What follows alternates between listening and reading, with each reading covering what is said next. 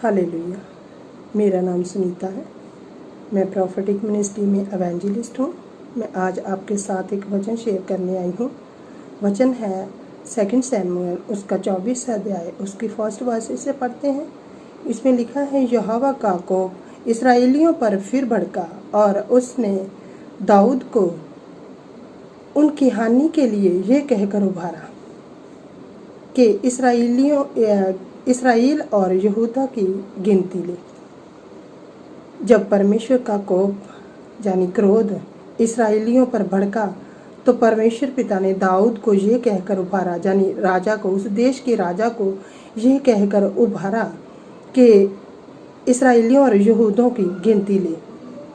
तो जब राजा ने सेनापति को हुक्म दिया कि मेरी प्रजा की गिनती ली जाए, तो सेनापति राजा को कहते हैं कि राजा, तेरी प्रजा चाहे कितनी भी हो, तेरा प्रभु यहोवा उसको 100 गुना बढ़ाए और मेरा प्रभु राजा उससे देखने पाए।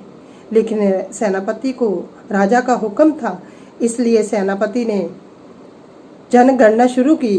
जनगणना करते करते 9 महीने और 20 दिन लग गए। जब जनगणना पूरी हुई तो राजा व्याकुल हुआ, क्योंकि उसने सोचा कि मैंने जो किया है ये महापाप किया मैंने।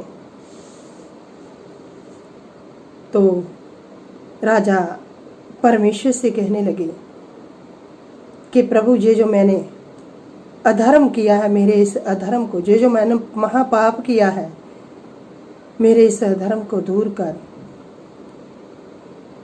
तो परमेश्वर का एक दास गाद नामक नबी राजा के पास आते हैं और कहते हैं कि राजा, तुम्हारे लिए प्रभु का मैसेज है कि मैं तुझे 3 विपत्तियां दिखाता हूँ। फर्स्ट विपत्ति है कि मैं तेरे देश में 7 साल का अकाल डालूं। सेकंड है कि मैं तेरे पीछे तेरे शत्रु 3 महीने तक लगे रहें और तू उसके आगे आगे भागता रहे। और थर्ड है कि मैं तेरे देश में 3 दिन की मरी डालूं। इनमें से तूने एक को चुनना है।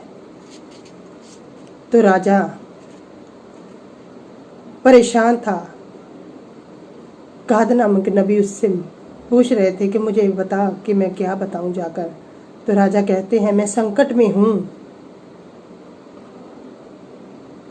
हम यहोवा ही के हाथ में पड़े, क्योंकि उसकी दया बड़ी है। मनुष्य के हाथ में मैं ना पड़ूं। तो तब लिखा है कि उस देश में 3 दिन मरी चलती रही और उस देश में 70,000 पुरुष मर गए। औरतों और बच्चों की गिनती इसमें नहीं लिखी। तो जब दूत मरी को लिए यरूशलेम में अपने हाथ आगे बढ़ा रहा था, तब परमेश्वर शोकित हुए और दूत को कहा कि बस कर, अपना हाथ पीछे हटा। तब राजा दाऊद कहने लगे कि प्रभु, पाप तो मेरा था, कुटिलता मेरी थी, तो सजा भी मेरी होनी चाहिए, मेरे वंश को होनी चाहिए। इन भेड़ों ने क्या गलती, क्या गुनाह किया है। तब गाद नामक नबी के पास फिर मैसेज गया और मैसेज लेकर फिर गाद नामक नबी राजा दाऊद के पास आते हैं कि अरोना नामक खलिहान में जा और वहां जाकर परमेश्वर के लिए एक वेदी तैयार कर।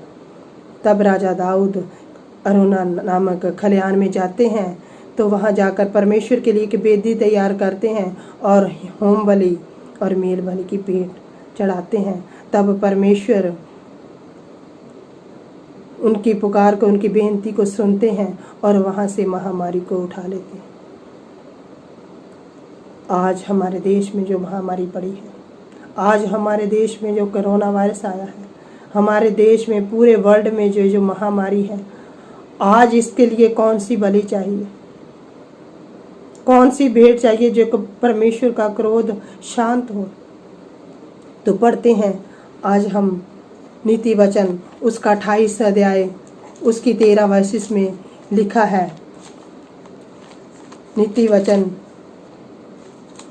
28 अध्याय उसकी 13 वर्षिस में लिखा है, जो अपने पाप, जो अपने अपराध छुपा लेता है उसका कोई भी कार्य सफल नहीं होगा।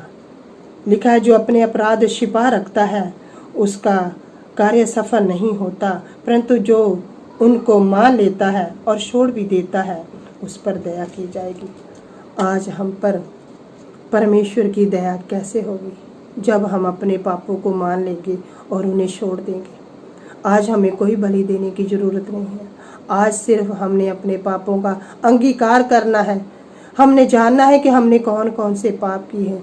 आज हमारे लिए रास्ता कठिन नहीं है, मुश्किल नहीं है कि हम परमेश्वर पिता के आगे प्रार्थना करें, बेनती करें, पश्चाताप करें, अपने अपने गुनाहों से क्षमा मांगे प्रभु के आगे।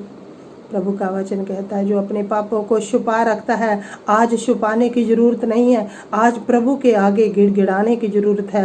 प्रभु के आगे अपने अपराधों को, अपने गुनाहों को मानने की ज़रूरत है और छोड़ने की ज़रूरत है। आज आइए हम सब इस वचन के अनुसार अपने अपने गुनाहों से क्षमा मांगते हैं उस खुदा से, क्योंकि ये जो मरी है ये बहुत बुरी है। सब लोग अपने अपने घरों में बंद है। मेरा खुशहाल देश, मेरा पूरा वर्ल्ड मेरे खुदावंद की ये सृष्टि, ये पूरी अपने अपने घरों में कैद है। इस खुशहाली को फिर से बहाल करने के लिए हम सबको चाहिए कि हम इस वचन के अनुसार करें, कि हम अपने गुनाहों को मानें और उसे छोड़ दें। आइए हम अपने सब गुनाहों को मानते हैं, अपनी ज़िंदगियों में झांकें कि हमने कौन कौन से अपराध किए हैं, कौन कौन से गुनाह हमसे हुए हैं।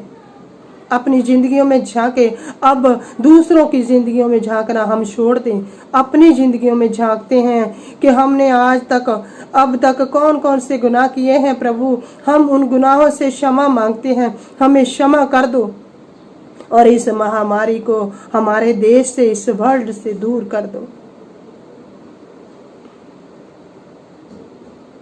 आइए हम सब माफ़ी मांगते हैं, आइए हम सब क्षमा मांगते हैं खुदावंद खुदा से। प्रभु क्षमा करने वाला खुदा है, वो दयालु परमेश्वर है। उसका वचन कहता है, तेरे पाप चाहे किरमिची जहे लाल क्यों ना हो जाएं, मैं धोकर बर्फ की मानस सफ़ेद कर दूंगा। वो वायदों का सच्चा खुदा है। वो कहता, मैं मनुष्य नहीं हूँ जो वायदे करता हूँ और भूल जाता हूँ। मैं परमेश्वर हूँ। वायदों का सच्चा परमेश्वर है, वो जरूर हमारे गुनाहों को क्षमा करेगा। आइए हम मांगते हैं अपने प्रभु यीशु मसीह के राही, क्योंकि प्रभु यीशु मसीह ने अपनी बलि हमारे लिए दे दी है। अब हम अपने गुनाहों से पश्चाताप करते हैं, हमें क्षमा देने वाला वो खुदावंद है। क्षमा हमें प्रभु यीशु मसीह के ज़रिए मिलेगी, क्योंकि आज हमें बलि देने की ज़रूरत नहीं है, क्योंकि बलि हमारे लिए हमारे प्रभु यीशु मसीह ने अपनी बलि हमारे लिए दी है। इसीलिए आज हमें अपने गुनाहों से क्षमा मांगनी है, तो प्रभु यीशु मसीह के नाम से मिलेगी क्षमा। तो आइए हम सब प्रभु यीशु मसीह के नाम से क्षमा मांगते हैं उस खुदा से कि प्रभु, हमने जितने पाप अपराध गुनाह अब तक किए हैं, प्रभु यीशु मसीह के नाम से हमें क्षमा कर दो, हमें क्षमा कर दो प्रभु यीशु मसीह के नाम से, क्योंकि क्षमा उसी के नाम से मिलेगी।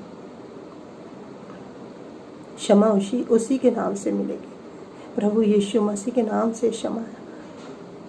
वो हमारा मुक्तिदाता है, वही हमारा उद्धारकर्ता परमेश्वर है।